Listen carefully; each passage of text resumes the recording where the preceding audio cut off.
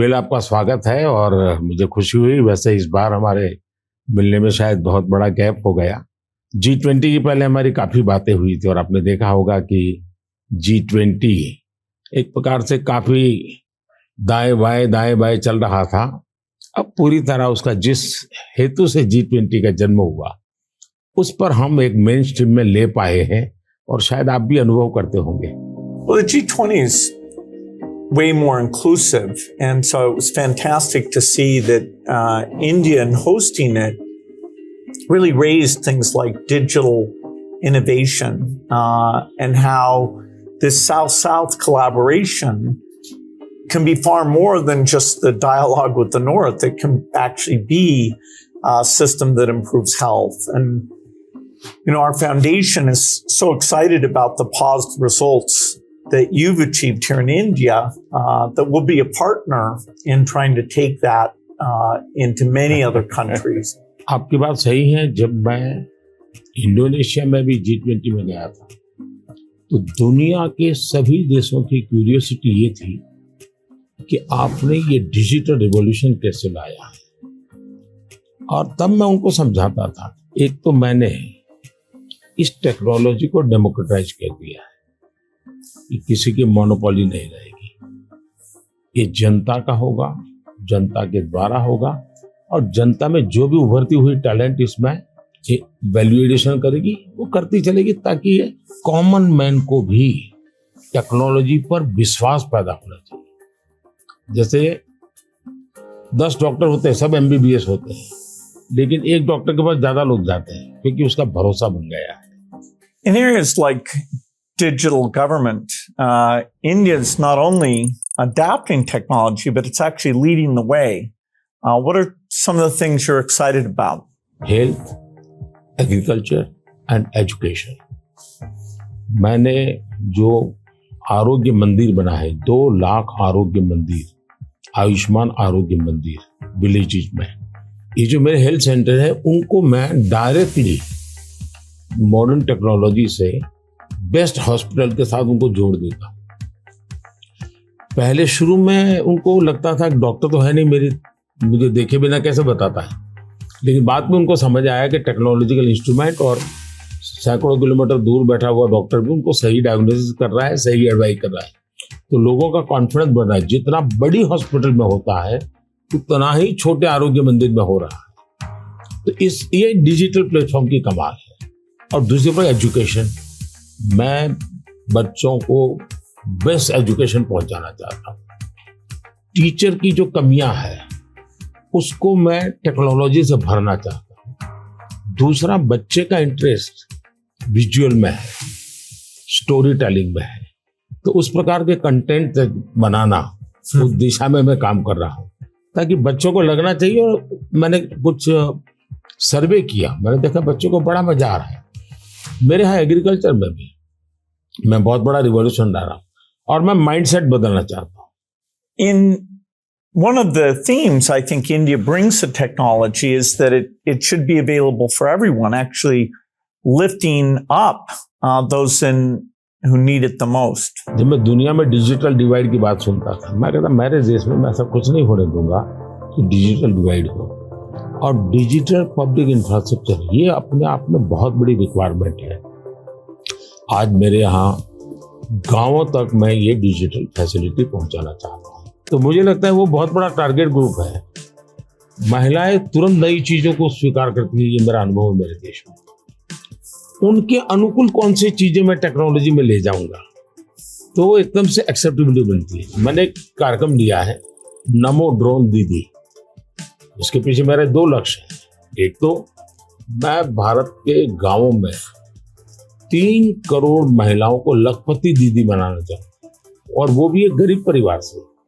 तो मैं एक साइकोलॉजिकल चेंज करना चाहता हूँ। ये छोटी छोटी चीजें नहीं, बड़ी चीजें करनी है। दूसरा, गांव में महिलाएं मतलब यही काम करेगी, भैंस को चराएगी, गाय को चराएगी, दूध दोहेगी, नहीं, मैं उसके हाथ में टेक्नोलॉजी देना चाहता हूँ। मैं साइकोलॉजिकल चेंज लाना चाहता हूँ। गांव के सब लोगों को लगना चाहिए कि ये हमारे गांव को बदल रही है। एग्रीकल्चर को मैं आधुनिक बनाना, वैज्ञानिक बनाना, ये जरूरत मैं देखता हूँ। और उसीलिए मैंने ड्रोन दीदी का, और बहुत सक्सेसफुल चल रहा है। मैं ड्रोन दीदी से इन दिनों बातें करता हूँ, उनको इतनी खुशी है, वो कहते हैं हमको साइकिल चलाना नहीं आता था, आज हम पायलट बन गए, हम ड्रोन चला रहे हैं। सोचने का तरीका बदल गया है।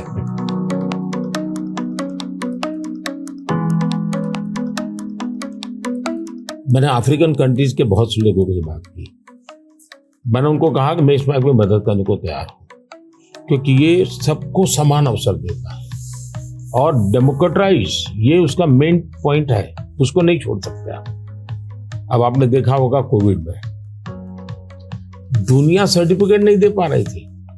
मेरे यहाँ मुझे वैक्सीन लेना है तो मैं कोविन ऐप पर जाकर के कितने डिस्टेंस पर मुझे मिलेगा, कौन सा टाइम स्लॉट मिलेगा, और मेरा सर्टिफिकेट भी मुझे within fraction of second मिल जाता था। और कोविन मैंने ओपन सोर्स कर दिया था, कोई भी उसका उपयोग कर सकता है। तो ये मेरा होगा, उसका कारण डिजिटली बहुत लाभ हुआ है मेरे देश में।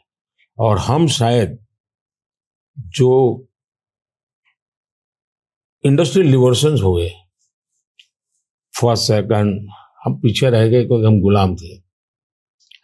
ये चौथा जो इंडस्ट्रियल रिवॉल्यूशन है जिसमें डिजिटल एलिमेंट सबसे बड़ा है, और भारत इसमें बहुत कुछ प्राप्त कर लेगा, ऐसा मेरा विश्वास है। Yeah, I think the key point is that the digital infrastructure just gets keeping richer. You know, a lot of people know about the identity system and the digital payment systems, and that the government, by taking virtually all the government payment programs now and digitizing those, that alone saved a lot of money, and it created access on a more equal basis. But now as you're moving into the different areas, advice for farmers, registering their land, tutoring for kids, and the health records, connecting all of those, that's kind of a second phase. And we're just at the beginning now of the third phase, where these advances in artificial intelligence will come on top of that and make the value even better. आपने सही कहा, AI का महत्व बहुत है। और मैं तो कभी कभी मजाक में कहता हूँ, हमारे देश में माँ को आई बोलते हैं, माता को बहुत से राज्यों में भाषा बोलते हैं आई। अब मैं कहता हूँ हमारे यहाँ बच्चा पैदा होता है तो आई भी बोलता है, AI भी बोलता है। वो इतना एडवांस हो गया है। अब देखिए मैं कैसे उपयोग करता हूँ, मैं आपको बताऊँ, जिसको देखकर आपको भी खुशी होगी कि कॉमन मैन कैसे AI का उपयोग कर सकता है। जैसे मैंने G20 में AI का बहुत उपयोग किया। मेरे पूरे G20 का परिसर था, उसमें पूरा का पूरा AI का उपयोग करके सारे इंटरप्रिटेशन की व्यवस्था मैंने AI से की। मैंने मेरे सभी ड्राइवर्स को मोबाइल फोन पर ऐप डाउनलोड करवा दिया, उसके साथ बैठे हुए गेस्ट उनको करवा दिया।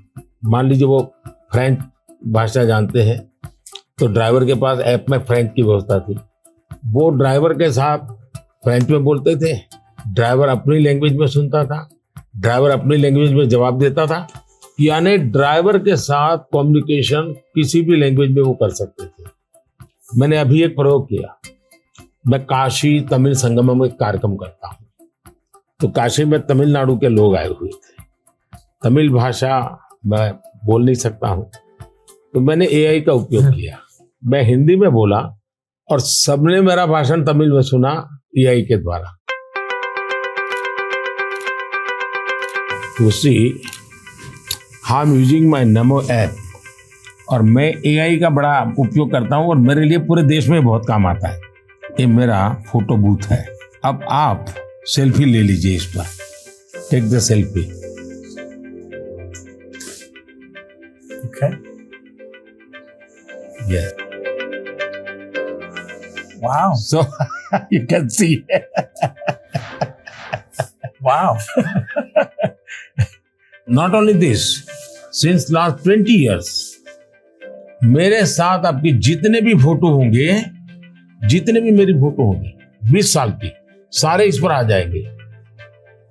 कभी और किसी पब्लिक फंक्शन में मान लीजिए आपका एक 1/10 पार्ट दिख रहा है, तो वो फोटो में भी अगर मैं दिखता हूँ और आपका 1/10 भी दिखता है, वो भी उसको वो रिकॉग्नाइज करके ले आता है।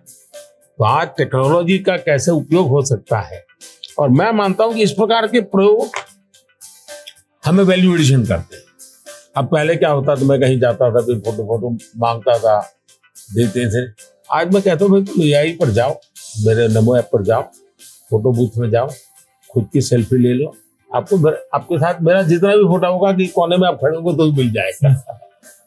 तो हमने थोड़ा रोजमर्रा की जिंदगी में लोगों की मदद करने के लिए उपयोग करना चाहिए। तो मेरी कोशिश होती है कि पहले उसको कंफर्ट लेवल देना, उसको लगना चाहिए हाँ यार ये तो मेरे काम का है। जब काम में होता है तो फिर उसको इनोवेशन करता है, वो नई चीजें जोड़ देता है। I'd love to hear your view on how India sees AI. अगर हम AI को एक मैजिक के टूल के रूप में उपयोग करेंगे तो शायद बहुत बड़ा अन्याय हो जाएगा। या AI का उपयोग अपने आलसीपन को बचाने के लिए मैं करता हूं कि भाई मुझे किसी को चिट्ठी लिखनी है, मैं ड्राफ्ट नहीं करूंगा, मैं ChatGPT को कह दूंगा कि मेरी चिट्ठी ड्राफ्ट करके दे दो, तो ये गलत रास्ता है। मुझे तो ChatGPT के साथ कंपटीशन करना चाहिए, मैंने उसके साथ लड़ाई लड़नी चाहिए कि नहीं तुम ठीक नहीं कर रहे हो, तुम ये शब्द की जगह ये क्यों नहीं लाए। तो मैं AI से आगे जाने की कोशिश करूं। अब जैसे हमारे यहाँ बहुत सारी लैंग्वेजेस हैं, बहुत सारी बोलियां हैं, मैं AI को कहता हूं आप इन बोलियों को पकड़िए। मेरे एस्ट्रोनॉट्स को इंट्रोडक्शन के लिए गया था, तो हमारे एस्ट्रोनॉट्स किस प्रकार से काम करने वाले थे, तो रोबोट से मैं बात कर रहा था। मैंने रोबोट से काफी बातें की और मैंने देखा कि मैं अलग अलग टोन में बोलता था, थोड़ा लहजा बदल के बोलता था, और मैं देख रहा था कि वो मुझे प्रॉपर रिस्पॉन्ड कर रहा था। फिर मैंने उसका नाम बदल करके पूछने की कोशिश की, तो फिर उसने रिस्पॉन्ड नहीं किया। तो मैंने कहा आपका AI, मैंने 3 मिनट 4 मिनट बात किया, अभी तक वो मेरी आवाज को रिकॉग्नाइज नहीं कर पाया। जब तक मैं उसका नाम नहीं बोलता हूं वो मुझे रिस्पॉन्ड नहीं कर रहा। मैं वो चाहता हूं कि मेरे आवाज को सेंस करे, और भले ही मैं उसका नाम न बोलूं लेकिन वो मेरे से बात करे। तो उन्होंने कहा ठीक है, विल डू दिस। तो मैं हर बार नई चैलेंज देता रहता हूँ। Yeah, it's early days in AI, and I think everyone who uses it, in the same day you're surprised at how good it is, and you're also surprised at how bad it is. It'll do things you think are hard, and then it'll fail to do some things you think are easy.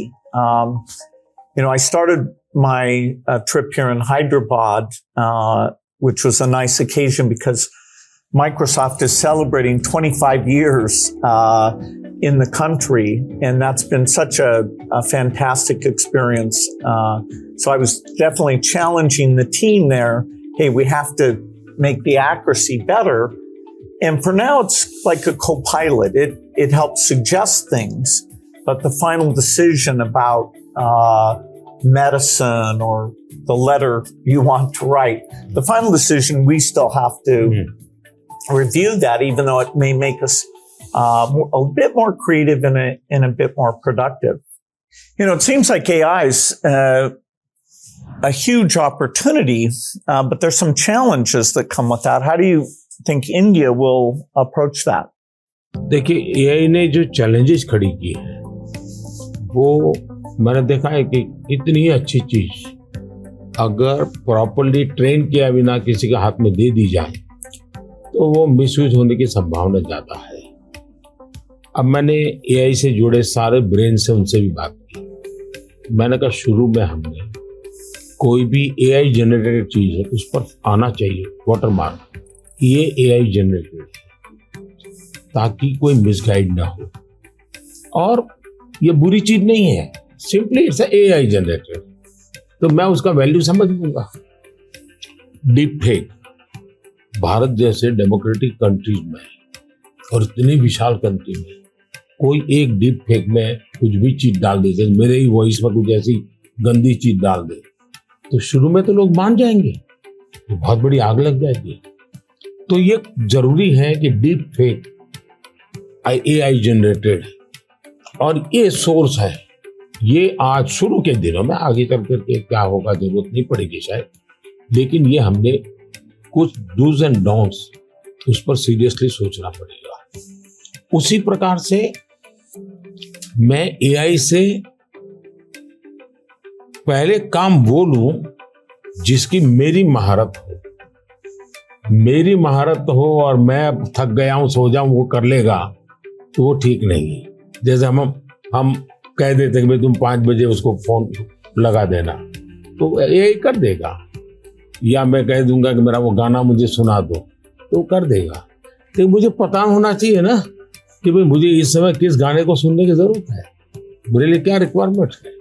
अगर मैं ये ना कर दूं, मेरे से tool का ही उपयोग करने के लिए खेल खेलता रहूं, तो शायद मैं वैल्यूएशन नहीं कर पाऊंगा, टाइम पास कर लूंगा। In the AI world, data is so important, and yet, people have concerns, privacy concerns. How do we strike the balance there? Data एक बहुत बड़ा इश्यू बना हुआ है, हमने उसकी सिक्योरिटी भी देखनी चाहिए। भारत में कानूनी व्यवस्था तो की है, लेकिन लोगों को भी अवेयर करना पड़ेगा। अब जैसे मैंने आज हमारे देश में यूनिवर्सिटीज वगैरह सारे सर्टिफिकेट क्लाउड में रखवा देते हैं, ताकि खर्चा भी बचता है और जो भी रिक्वायरमेंट मिल जाती है। मेरे यहाँ कंप्लायंसेस की जरूरत होती थी, मेरे सारे कंप्लायंसेस की कोई जरूरत नहीं है। आप अपना डेटा एक क्लाउड पर डाल दीजिए, मुझे आपका आइडेंटिटी दीजिए, मुझे जो जरूरत है मैं उसमें से ले लूंगा। तो मैं नागरिकों का ईज ऑफ लिविंग के लिए टेक्नोलॉजी का बहुत उपयोग कर रहा हूँ। सर्विसेज के लिए पहले करता था, अब मैं ईज ऑफ लिविंग के लिए कर रहा हूँ। Yeah, data is definitely, it's going to be very exciting that we'll be able to preserve privacy and still learn a lot from the data.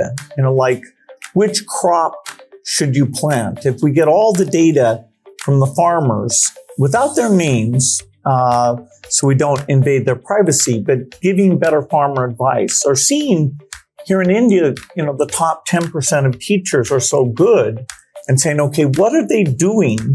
And how do we spread that to the other people? Or even if there's some new nutrition approach, sometimes it works and sometimes not. And so because you have the medical record, the ability to kind of track and say, okay, this is working very well, or this isn't. We can be a lot smarter without threatening individual privacy. मैं इसको दो तरह, एक हमें common man को भी quality data के लिए ट्रेन करना पड़ेगा। हमारे डेटा में क्वालिटी होनी चाहिए, क्लैरिटी होनी चाहिए। दूसरा, डेटा ओनर को मालूम होना चाहिए कि जो मेरे से डेटा मांग रहा है वो किस काम के लिए मांग रहा है।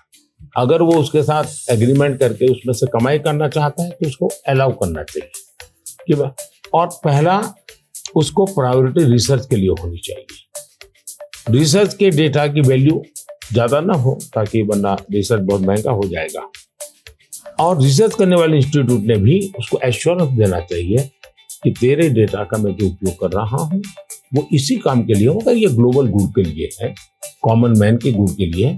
तो मैं मानता हूँ दुनिया में कोई भी व्यक्ति इनकार नहीं करेगा। I think it's interesting that some of these digital systems create efficiency by getting rid of the middleman, and that's super beneficial. मैं तो कभी-कभी कहता हूँ कि मैं ऐसी सरकार चलाना चाहता हूँ, एज फार एज मध्यम वर्गीय जो वर्ग है उसकी जिंदगी से सरकार बाहर निकल जाए, उसकी जिंदगी में सरकार की कोई जरूरत ही ना हो। जो गरीब है जिसको सरकार की जरूरत है वहां सरकार भरपूर हो, लेकिन जिसको कोई जरूरत नहीं, बिना कारण सरकार जाकर के उसको कोई ये लाओ वो लाओ, ये करो वो करो करती रहती है, तो वो बंद हो जाएगा। और इसलिए मेरी कोशिश यही है कि हमारा प्रयास यही रहेगा कि हम इसको करें। In 2015, one of the great things we did together was you came to Paris for that mission innovation. That was fantastic. Yes. Climate के संबंध में हम दोनों के विचार एक ही प्रकार के हैं और आपने बहुत सक्रियता से भूमिका भी अदा की। तो उस समय ओबामा, आप, मैं और फ्रांस के प्रेसिडेंट हम मिले थे और तब हम लोगों ने डिटेल में चर्चा की थी हम इसको वे फॉरवर्ड कैसे ले जाए। लेकिन दुर्भाग्य से वो बात ज़्यादा आगे चली नहीं। लेकिन G20 के बाद क्लाइमेट को लेकर एक वातावरण बना है कि भाई सब लोग अपनी अपनी जिम्मेवारी अदा करेंगे। तो जो हमने बीज बोए थे और जिसमें आपकी भी बहुत बड़ी भूमिका थी, वो अब कुछ वटवृक्ष के रूप में सामने आएगा, ऐसा मुझे लग रहा है। मैं समझता हूँ क्लाइमेट एक ऐसा विषय है, जरा खुले में जाकर के हम लोग बात करते हैं।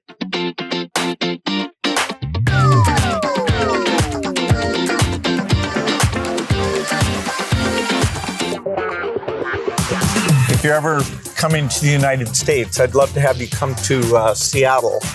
I'll be happy to come. No, fantastic. Please, Come over here. Yeah. Is it okay?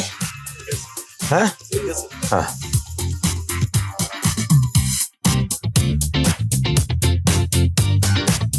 Climate को लेकर के हम बात कर रहे थे। भारत, मुझे बहुत खुशी है कि हम रिन्यूएबल एनर्जी के क्षेत्र में बहुत तेजी से आगे बढ़ रहे हैं। सोलर एनर्जी, विंड एनर्जी, हम काफी काम, हम न्यूक्लियर के अंदर काफी तेजी से आगे बढ़ना चाहते हैं। उसी प्रकार से ग्रीन हाइड्रोजन को हम बहुत तेजी से आगे बढ़ना चाहते हैं। मैं तमिलनाडु में था तो हमने एक हाइड्रोजन से चलने वाली बोट मैंने वहां से रवाना की, जो काशी में मेरे जो टूरिस्ट आते हैं उनके लिए ये एनवायरनमेंट फ्रेंडली, पॉल्यूशन फ्री ये बोट काशी से अयोध्या के लिए चलाने के लिए मैंने सोचा है, ताकि क्लीन गंगा की मेरी जो मूवमेंट है उसको भी मदद मिलेगा, एनवायरनमेंट कॉन्शियस सोसाइटी के लिए भी वहां से एक मैसेजिंग होता रहेगा। Well, India brings to the climate change a rich history of caring about the environment. How do you see connecting those? हमारे यहाँ रीयूज, रिसाइकल ये हमारे नेचर में है। अब देखिए ये जो जैकेट है ये रिसाइकल मटेरियल का है, लेकिन ये रिसाइकल मटेरियल की भी विशेषता है। इसकी विशेषता ये है, जो टेलर के यहाँ कपड़े के टुकड़े निकलते हैं ये सारा वेस्ट इकट्ठा किया हुआ है, फिर जो पुराने कपड़े हैं उसको भी इसमें लिया हुआ है, और 30-40% वेस्ट प्लास्टिक बोतल को लिया हुआ है, और उन सबको रिसाइकल करके ये कपड़ा बना है। Yeah, the innovation both here in India and the world is coming along. Are the goals that we set, staying below 1.5 degrees, we probably will miss that. Even 2 degrees isn't going to be so easy. And the thing you and I really emphasized in Paris is the need for innovation. If the green approach can be made as cheap or cheaper than the old approach, then the adoption will be very good. If it's more expensive, it's not clear who's going to be willing to pay for that. Should the rich countries pay for that? It's not fair to tell India to slow down, building basic infrastructure just because the West had those emissions. But you'll have to have some adaptation, because there will be some warming, particularly which farmers will have to take into account. मुझे लगता है कि हमने 2-pronged strategy की तरफ जाना चाहिए। एक तो है इनोवेशन, और इनोवेशन में हमारी जो रिक्वायरमेंट्स हैं वो क्लाइमेट फ्रेंडली कैसे हो, नेचर फ्रेंडली कैसे हो, उसमें इनोवेशन हो। भारत ने अभी अपने इस बजट में 1 लाख करोड़ रुपए का कॉर्पस फंड बनाया है, और यंग जनरेशन को हमने कहा है कि आप इनोवेशंस के लिए आइए, 50 साल तक इंटरेस्ट फ्री लोन हम देंगे और आप इनोवेशन कीजिए। 1 लाख करोड़ रुपए का जो अपकमिंग टेक्नोलॉजीज है, फ्यूचरिस्टिक टेक्नोलॉजी है, उस पर आप रिसर्च करिए, इनोवेशन कीजिए। तो मैं एक तरफ उनको प्रोत्साहित करूँ, लेकिन दूसरी एक बात है जिसको गंभीरता से ले, और ये वो लाइफस्टाइल, और इसलिए मैंने मिशन लाइफ शुरू किया है।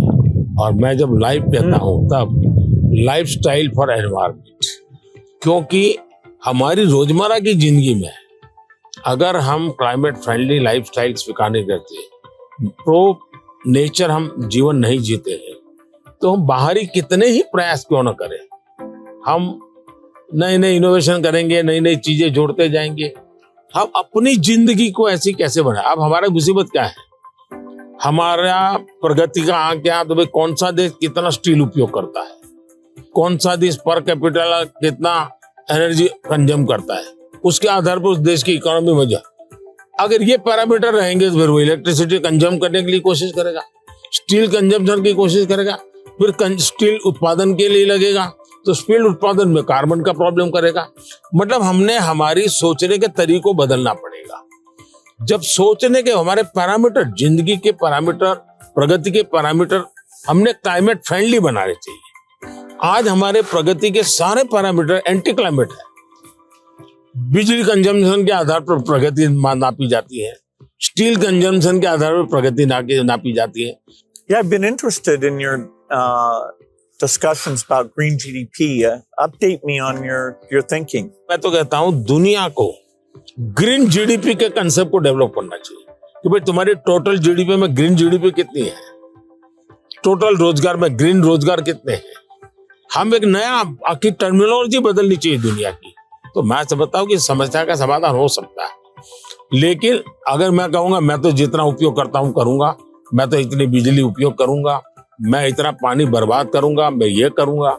Now, getting consumers involved in this, where they prefer the product that's the clean product when they're buying a car, when they're buying any product, and changing their food consumption. Even if they don't go all the way to be a vegetarian, they can eat less beef and more chicken, or less chicken and more fish. They can moderate quite a bit, and we know that also has some health benefit as well. Not only that, मैं तो कहता हूँ vegetarian में भी सोचने की improvement जरूरी है। वेजिटेरियन में जैसे मिलेट, मैं यूएन के साथ मिलकर के मिलेट ईयर मनाया। मिलेट का फायदा यह है कि एक तो बिल्कुल बंजर भूमि में मिलेट पैदा होता है, मिनिमम पानी चाहिए, कोई फर्टिलाइजर नहीं चाहिए, और ये सबसे उत्तम प्रकार का फूड है, ये सुपर फूड है। अगर हम मिलेट को प्रमोट करते हैं तो वेजिटेरियन होने के बावजूद भी बहुत सी चीजें हैं जो ज्यादा नुकसान करने वाली है, उसमें भी अगर मिलेट पर शिफ्ट करते हैं तो बहुत फायदा हो सकता है।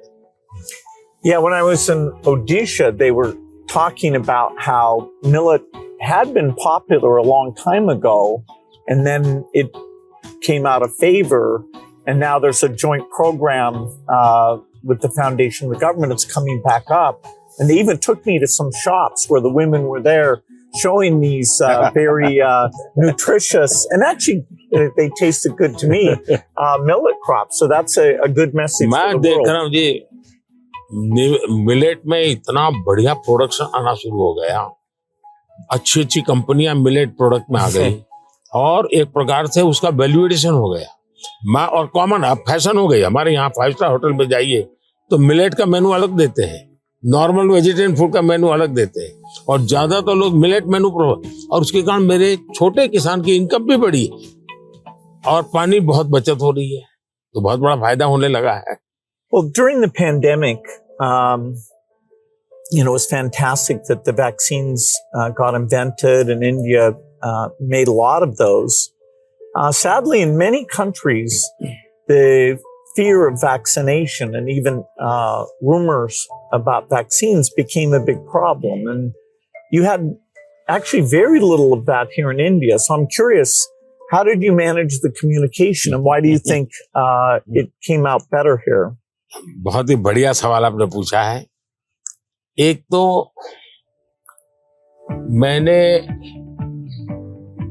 वायरस के खिलाफ ये लड़ाई जो है, ये हम सबकी है, ये लोगों को प्रशिक्षित करने पर बल दिया। ये वायरस वर्सेस गवर्नमेंट नहीं है, ये लाइफ वर्सेस वायरस की लड़ाई है। ये पहली मेरी फिलॉसफी थी। दूसरा, मैं डे 1 से कम्युनिकेट करने लगा सबसे डायरेक्ट, मेरे देश के लोगों से बात। मैं खुद सारे प्रोटोकॉल पब्लिकली फॉलो करने लगा, सब चीजें पब्लिकली मैं उदाहरण के रूप में जाने लगा लोगों के सामने। फिर मैंने कहा भाई ताली बजाओ, थाली बजाओ, दिया जलाओ। हमारे देश में इसकी बड़ी मजाक करने का प्रयास हुआ, लेकिन मुझे लोगों को विश्वास में लेना था, भाई हमें ये लड़ाई साथ लड़नी है। जब ये विश्वास बन गया कि हमें अपनी जिंदगी बचानी है और औरों की जिंदगी बचे इसमें मदद करनी है, तो एक प्रकार से मास मूवमेंट बन गया। और उसके कारण मुझे बाद में जो भी चीज कहता था देशवासियों को, वो मुझे मदद करते। फिर मुझे क्वेश्चन नहीं करते थे कि मास्क लगाना चाहिए कि नहीं लगाना चाहिए, उनको लगता था। और लोग भी एक दूसरे को कहते थे मास्क लगाओ। तो ये जन आंदोलन बन गया। एंड डेमोक्रेटिक वे में डंडे से काम नहीं होता है। आप लोगों को एजुकेट कीजिए, उनको कन्विंस कीजिए और उनको साथ लेकर के चलिए। ये मेरा बहुत बड़ा अभियान रहा और उसके कारण मुझे वैक्सीन में बहुत बड़ी सभा, किसी ने मुझे रोका नहीं। आर्थिक रूप से मुझे बहुत बड़ा बोझ आया क्योंकि मुझे वैक्सीन बनाने में रिसर्च करनी थी, फिर विश्वास दिलाना था कि यही वैक्सीन चलेगी, तो मैं खुद सबसे पहले वैक्सीन लेने लग गया। और मेरी 95 एज की मेरी माँ थी उस समय, मेरी माँ ने भी पब्लिकली वैक्सीन लिया, तो मैंने उदाहरण करके दिखाया, तो लोगों को भरोसा पड़ा कि भाई ये जिंदगी बचा सकती है। आने वाले दिनों में मैं सर्वाइकल कैंसर को लेकर के, खास करके बच्चियों के लेकर, मैं भारत में इस बार बजट में हमारी जो साइंटिस्ट हैं उनको बजट देना चाहता हूँ और मैं उनको कहना चाहता हूँ इसमें भी आप लोकल रिसर्च कीजिए, वैक्सीन बनाइए और बहुत ही कम पैसों में मैं मेरे देश की सभी बच्चियों का वैक्सीनेशन करूं और किसी भी बच्ची को कैंसर की संभावना ही न रहे वो स्थिति पैदा करूं। उस दिशा में इन दिनों मैं काम कर रहा हूं। जब मेरी नई सरकार बनेगी तो मैं सबसे पहले उस दिशा में काफी पैसे रिसर्च में लगाना चाहता हूं ताकि मेरी बच्चियों की जिंदगी बचे। मैं एक इंटरेस्टिंग बात बता रहा हूं। सरदार वल्लभ भाई पटेल 1930 के आसपास अहमदाबाद म्युनिसिपल कॉर्पोरेशन, उस समय नगर पालिका होती थी, उसके मेयर थे और उस समय एक एपिडेमिक की स्थिति पैदा हुई, वैक्सीनेशन करवाना था। कुछ लोगों ने रिलीजियस कारणों से उस समय वैक्सीन लेने से मना कर दिया, रेजिस्ट किया। तो सरदार वल्लभ भाई पटेल ने बड़ा कड़ाई की और कंपल्सन किया कि भाई मुझे सारे की जिंदगी बचानी है। यानी ये रेजिस्टेंस दुनिया के हर देश में सदियों से चला आया रहा, लेकिन अगर उसको ओपन अप करके हम करें तो शायद ठीक हो जाता है। तो मैंने सुना है कि आप गुजरात में स्टैच्यू ऑफ यूनिटी पर जा रहे हैं, आपने शायद उसके विषय में कुछ पढ़ा होगा, आपने जाने का कार्यक्रम बनाया है तो। No, I'm very much looking forward to that. I understand it's quite grand, much bigger than the Statue of Liberty.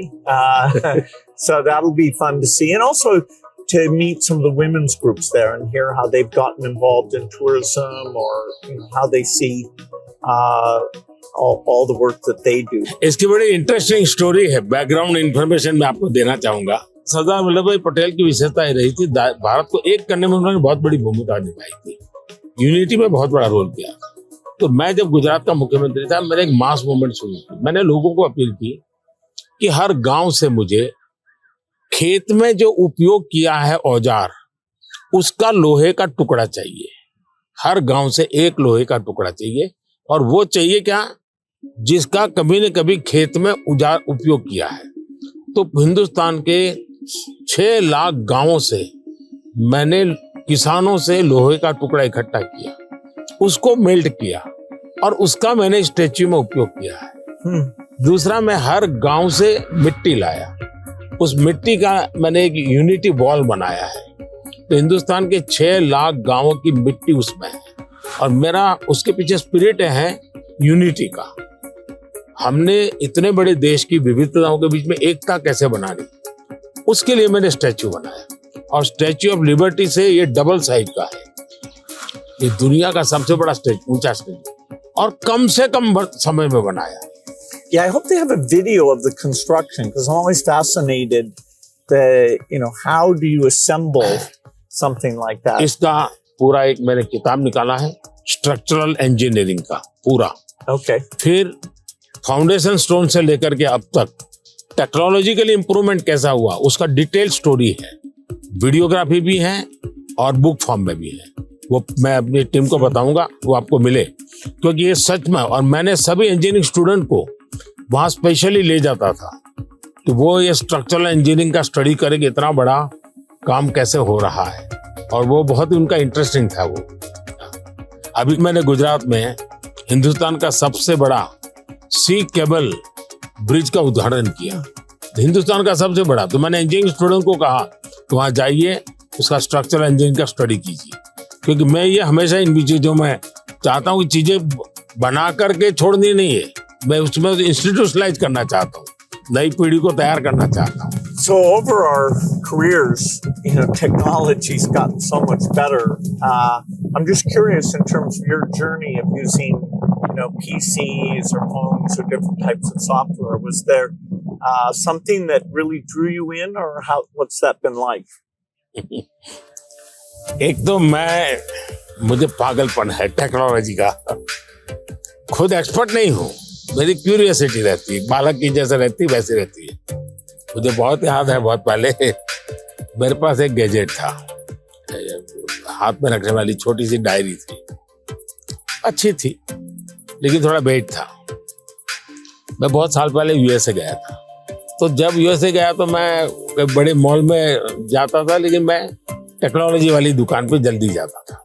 तो मैंने उनको कहा भाई ये इसका लेटेस्ट वर्जन कोई है क्या? तो वो देखता रह गया ये क्या है, बोले अभी हमारे देश में ये आया नहीं है, तो ये भी तो अभी आया नहीं, तो अगला वर्जन कहाँ से आएगा?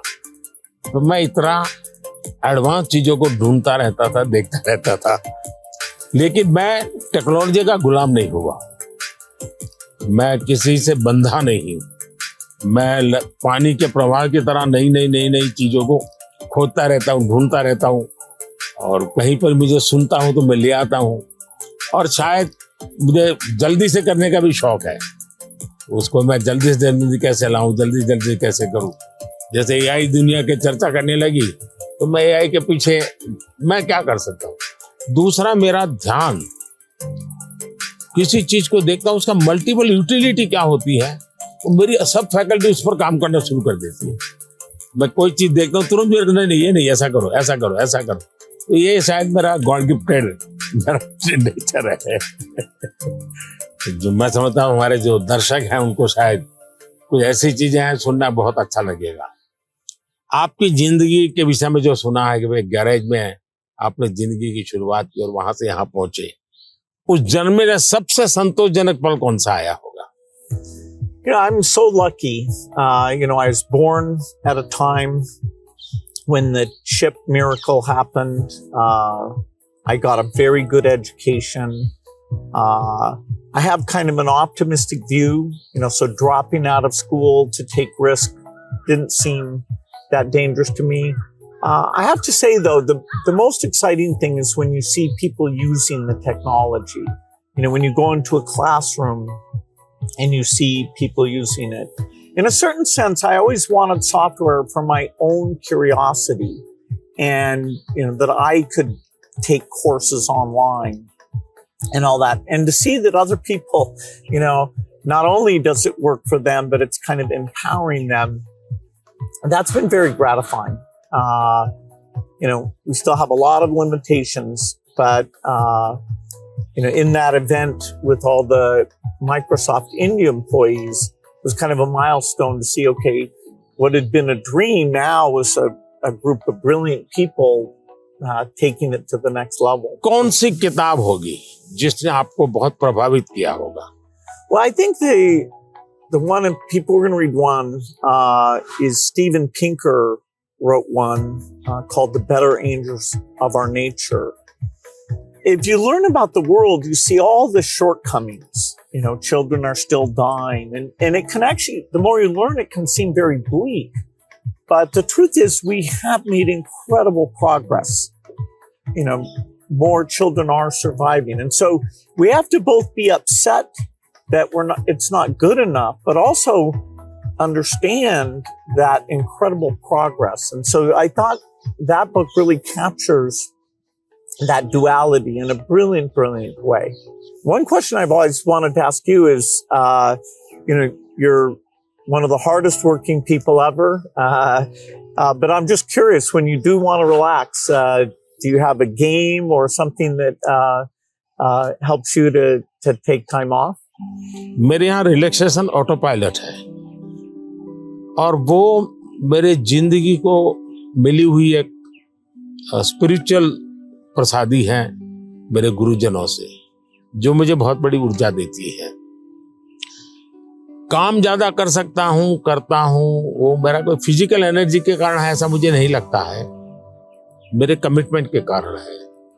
मेरे मन में हमेशा एक इमोशनल अटैचमेंट है कि जो मिशन मेरे सामने है मैं उसको जीता हूं, मैं मिशन के लिए जुड़ जाता हूं, जो इसलिए मुझे और कुछ दिखता नहीं है। तो एक तो ये वो कारण है। दूसरा, मेरा शरीर का ट्रेनिंग ऐसा हो गया, I can say body training. जैसे मेरी बहुत कम नींद है, मैं लेट नाइट तक काम कर सकता हूँ, मैं आज भी बहुत जल्दी उठ जाता हूँ और मैं हमेशा फ्रेश रहता हूँ। और ये कारण था मेरा, जब एक कालखंड था जब मेरा हिमालयन लाइफ था, तो उसमें एक हमारी परंपरा रहती थी, जो संन्यास परंपरा में ब्रह्म मुहूर्त में स्नान करना, तो करीब वो 3:20 3:40 के बीच में होता है सुबह मॉर्निंग में। तो मैं उन चीजों से बड़ा आदी बना हुआ था, तो मेरा बॉडी एक प्रकार से ट्रेन हो चुका है और इसलिए मुझे रिलैक्स करने के लिए कुछ एक्स्ट्रा किसी चीज की जरूरत नहीं पड़ती।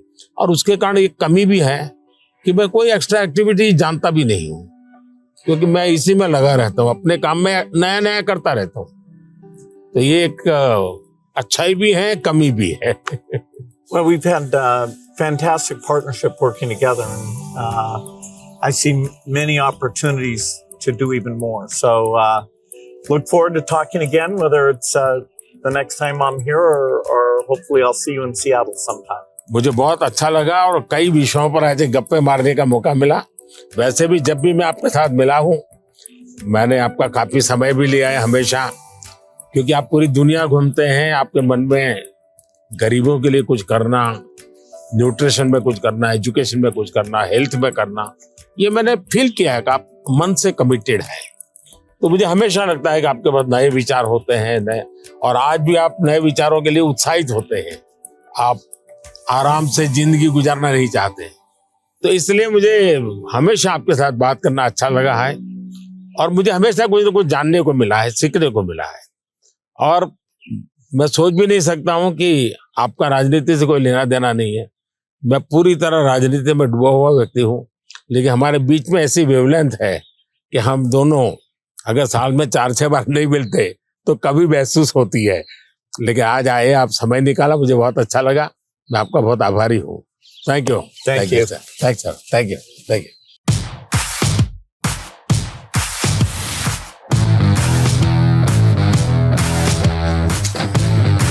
These are some nutrition books. Finally, we're making progress on nutrition.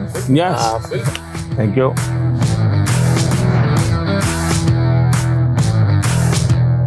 Tamil Nadu में थोटी-कोटी, वहां पर ये मोती बनाते हैं और एक प्रकार से पर्ल सिटी के रूप में जाना जाता है। बहुत बड़ा काम वहां के फिशरमैन करते हैं। मैं गया था, मैंने सोचा आज आपको ये दिखाऊंगा भी और आपके लिए ले जाऊंगा। Very generous. Thanks so much. Bharat में वैसे टेराकोटा एक बहुत पुरानी परंपरा है, लेकिन ये तमिलनाडु का आर्ट है। ये बहुत पॉपुलर होता है, मंदिरों में रहता है, घरों में भी रहता है, पूजा के लिए भी इसी प्रकार की विशेष चीजें बनाते हैं वहाँ। ये है पश्मीना स्क्राफ है और ये हमारे यहाँ बहुत ही पॉपुलर है कश्मीर में। ये केसर है, ये भी कश्मीर का है। सारा किसानों का ये पूरा वैल्यू एडिशन होता है और बहुत ग्लोबली एक्सपोर्ट होता है। ये हमारे यहाँ वोकल फॉर लोकल मेरा एक मूवमेंट चल रहा है और दूसरा मेरा वन डिस्ट्रिक्ट वन प्रोडक्ट को मैं बहुत प्रमोट कर रहा हूँ। मैं कहीं भी विदेश जाता हूँ, मेहमानों को कुछ देना है तो किसी डिस्ट्रिक्ट के लेकर जाए, उस डिस्ट्रिक्ट के लोग प्राउड फील करते हैं। ये दार्जिलिंग चाय है, ये नीलगिरी चाय, और मैंने देखा आपने चाय पे चर्चा की। That was fun. Yeah.